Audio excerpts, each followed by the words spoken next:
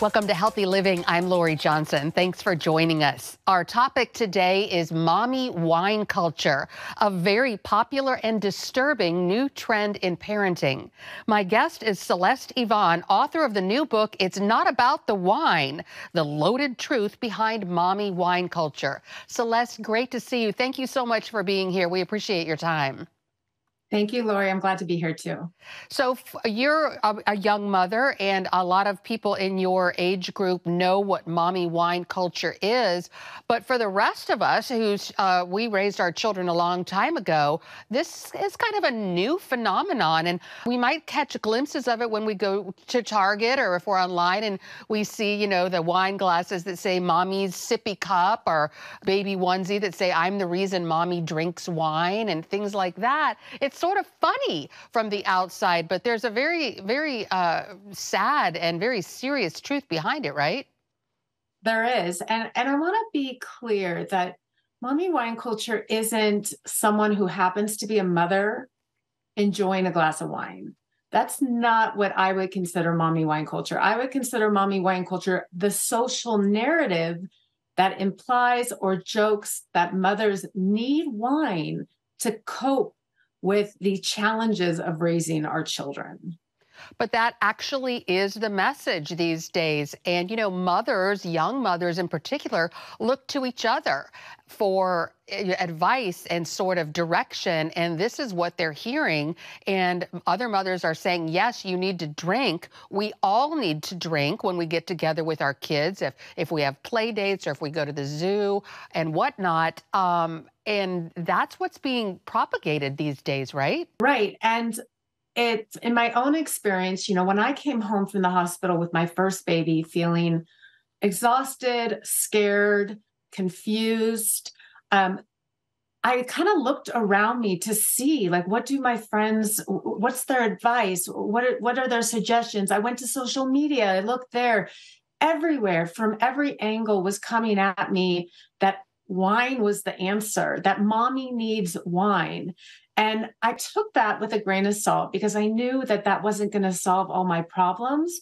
But it chips away at you, especially when you're in early motherhood and you're not feeling your best self. You're low on sleep, you're low on energy. And for many of us, we also are going to start to grapple with postpartum depression, postpartum anxiety. We're not in the best mental state. So when you keep hearing something over and over again, it starts to kind of fit in your brain like a puzzle piece. And for somebody who begins using alcohol to cope, it feels like this message provides some justification for what could be a drinking problem. And it's so accepted and even encouraged among other mothers. It's like, don't worry about it. You're fine. We're all doing it. Let's do it more. Can you give some examples of mommy wine cultures, like when moms get together, different types of scenarios where moms are drinking either alone or together? Yeah. I think when it comes to the witching hour, the witching hour for a mother would generally be considered 5 to 7 p.m. when a young mother has been with the kids all day. She is drained. And that's right the peak time when kids they're tired too. And often they will be dysregulated. They might be jumping off the walls. And that's at the point where mothers have just lost all their patience. And turning to alcohol right about that time seems like such an easy thing to do, something that's harmless. It wouldn't hurt anybody. And it wouldn't if it was just one glass. I think the problem is with addiction, with alcohol, it's progressive. And one often turns to two and can even turn to three or four, like it did in my case.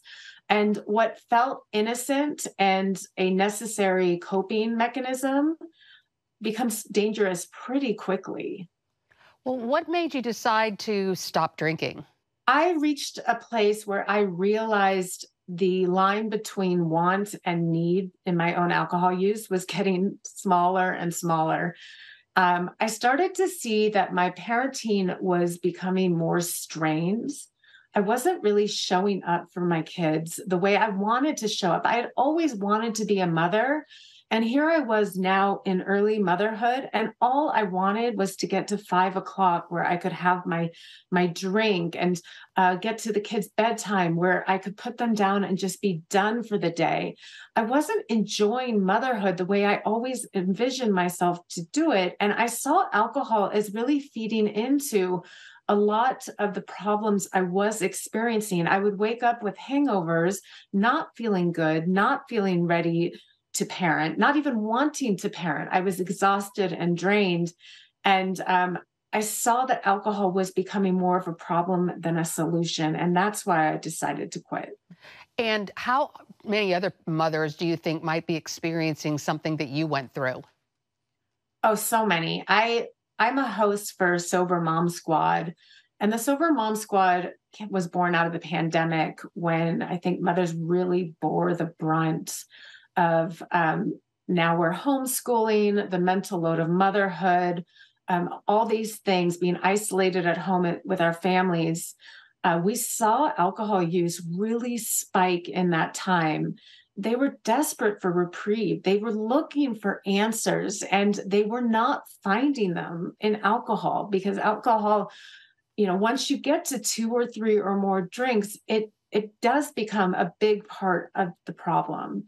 Luckily for me, I got to also see people finding solutions in sobriety. By not drinking, we do get our energy back. We are able to sleep better. We're more present for our children, and we're more able to experience the magic we so often hear about parenting, but can't experience for ourselves when we're drinking the experience away.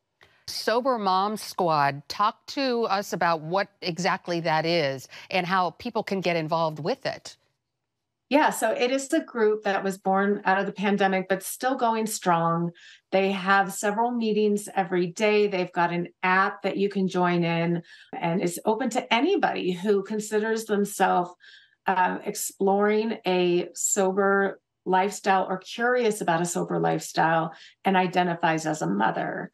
It's been such a great resource for me as somebody who's never been in a recovery community prior. And it's really helpful for mothers who do have a drinking problem or are in recovery for a drinking problem, but are also navigating little kids running around and aren't necessarily able to leave the house every day for in-person meetings. Mommy wine culture, is it sometimes difficult to find other mothers who are sober? Absolutely. I'd say it's not something people wear like a badge of honor on their shirts at PTA meetings. In fact, the pressures to drink when you are in a social setting with other mothers can be really challenging. I remember a mommy play date where I went to when I was in my early sobriety, and I felt a lot of pressure to drink to fit in with the other mothers in the group. And of course, I didn't, and I'm so grateful I didn't, but I could see how somebody who felt like they had a strained relationship with alcohol would continue to drink, because it seems like there's no other real way to meet other mothers. Motherhood's a very isolating time in those early days, and it does feel like it can be lonely. It's the loneliest lonely when you're never alone. So finding other moms and finding ways to connect with them can feel really vital. And when you aren't drinking, when you are trying to abstain, that can add some challenges and some complexities to the when, the where, and the how you're going to connect with other mothers.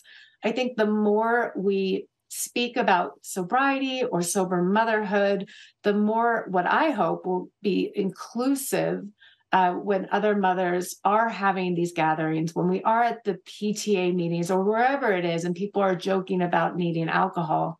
My hope is people will recognize that drinking isn't the only way to cope with motherhood, and that a lot of mothers are or want to do this sober. All right, we're going to take a quick break and be right back with Celeste Yvonne. The book is called It's Not About the Wine, The Loaded Truth Behind Mommy Wine Culture. Stay with us. Welcome back to Healthy Living, and we're continuing our discussion with Celeste Yvonne, author of the book, It's Not About the Wine, The Loaded Truth Behind Mommy Wine Culture. And Celeste, before we took the break, you were talking about hopefully, sort of starting a new revolution where it's cool and it's okay for moms to get together and not drink. How does one go about doing this? I mean, how do you get the courage to start this and just say, let's not do this, guys? I think for me, when I started connecting with people and meeting other sober women, that was really what gave me kind of the courage to be more open and vocal about my own story. I think that's why having a community can be so important, regardless of what you see your relationship with alcohol. If you are sober curious, there's going to be a community for you. If you identify as an alcoholic, there's a community for you. If you are a gray area drinker, there is a community for you. And gray area drinking is in between what would be maybe a moderate drinker and an alcoholic. And a lot of people identify as gray area drinkers. And what I learned in my own experience is there's nothing to be ashamed of. So many people have complicated relationships with alcohol. So choosing to abstain doesn't say anything about you as a person, certainly nothing negative. And I have been able to build off that feeling and just being grateful for my sobriety through having a sober community, through knowing other women who are doing this right alongside with me. In my real life, though, I don't know a lot of other sober women. So getting that community, whether it's online or with a local program, is so important. And the deception about alcohol, especially when it comes to motherhood, is that you think it makes you a better mother. And that's what we see on social media. That's what we see on all the advertising with mommy wine culture, is it makes you a better mother.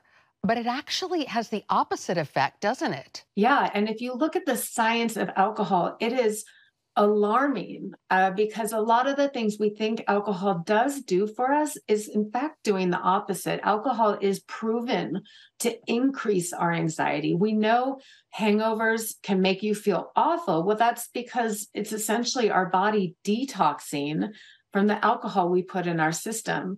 What I went through my own recovery journey, getting to see the science behind what alcohol is doing to my brain has been really mind blowing, in that it shows me that there is this brief dopamine spike, which is why it feels good in the beginning. But then there's a huge dopamine depletion, like a valley, which is why you either crave another drink, or you start to get sad and weepy, or you go through the process of a hangover where your body's detoxing the alcohol that you put in your system earlier. So it's really doing a lot of negative things to our body. And once you learn that, you start to realize it's not this harmless coping tool we've made it out to be. And when you start to dig into that place and realize alcohol's not doing you any favors, then you can start drilling down into what are some better coping strategies for me as a mother. And what would those be? Because women do, young mothers are experiencing more anxiety than ever before because of, like what you were saying, the pandemic and what the kids are going through and safety at the schools, and the list goes on and on. What I've seen through my research of this book is mothers are in a really precarious situation in today's age more than ever. Not only is the strain and stress of motherhood hard and has always been hard, but we're in a very unique place where we're in this perfect storm of expectations, pressures, and a lag of systemic support. And when I think about the lack of postpartum support mothers receive once the baby's born, a lot of the focus and attention goes on the baby and not on the mother's maternal and mental health. Then you think about the lack of support and flexibility in the workplace, just as more mothers are returning to work than ever before. And then I think about the unequal distribution of labor on the household front for traditional homes.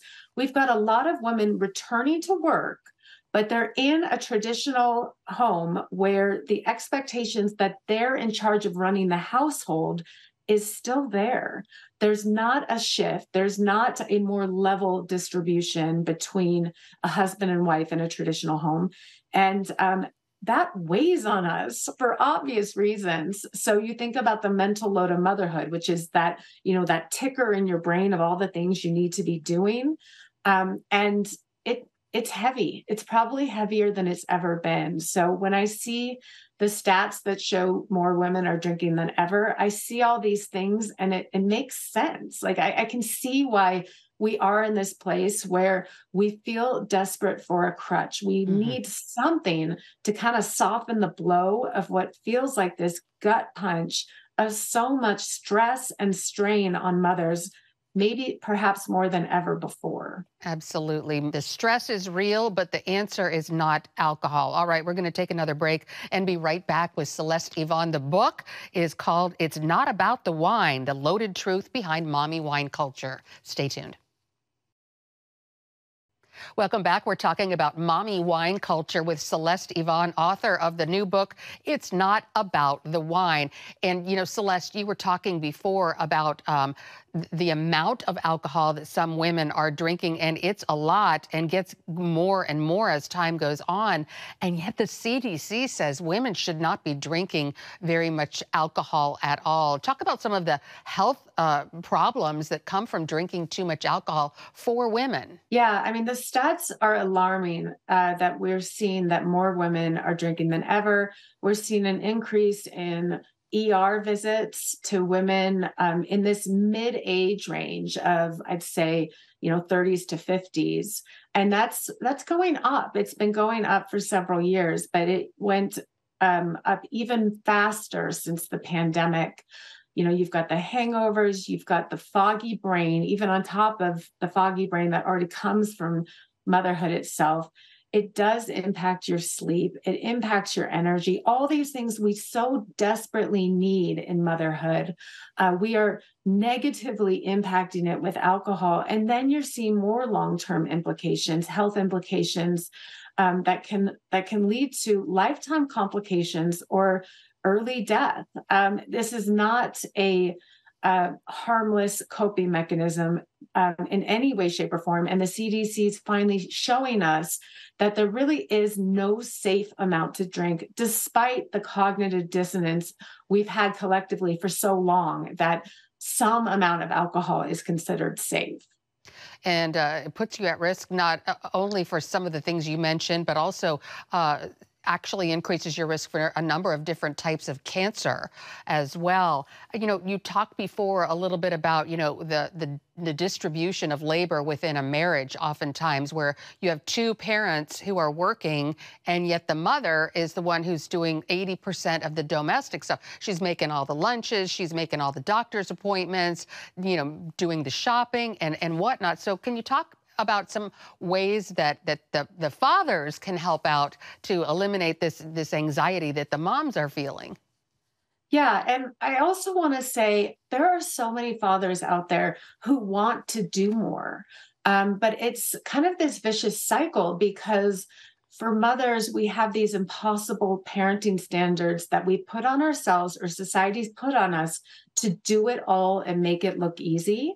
And in some ways, in my own relationship too, I pushed back on my partner seeking to be more supportive because I wanted to be that mom. I wanted to be the one doing it all, just breezing through, making it look like an Instagram feed's dream, even as I was drowning inside. So the ways that fathers can be more supportive is through a very detailed and specific redistribution of labor at home.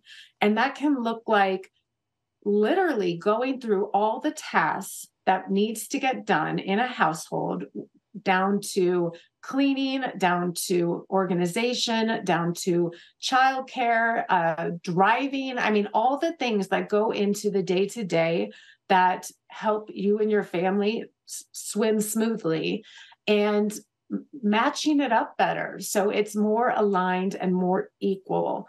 I think every couple needs to do this after having a baby because things shift so significantly once a baby's born. A lot of couples don't have this conversation, and they just try to coast. And the problem with that is resentment builds, animosity builds, and the person who's bearing the brunt of it starts leaning on other ways to cope or maybe to internalize the anger or frustration they're feeling. And sometimes, oftentimes, that can turn to alcohol use. Absolutely. All right, we're going to take one final break and be right back with Celeste Yvonne. The book is It's Not About the Wine. Welcome back. We're talking with Celeste Yvonne. The book is It's Not About the Wine, a book about mommy wine culture and how to escape from it. Celeste, unfortunately, we're almost out of time. Talk to our viewers about where they can get information about the book and more information about you. Yeah, so I'm on social media. My handle is The Ultimate Mom Challenge. And my book, It's Not About the Wine, The Loaded Truth Behind Mommy Wine Culture, is available for sale today, anywhere books are sold. And my hope with the book is that it'll help mothers or parents in general who feel stuck in the alcohol trap and show mothers how to cope with some of our biggest stressors without relying on alcohol. And to not believe the lie because it's out there on social media, it's on all the shelves that this is the answer.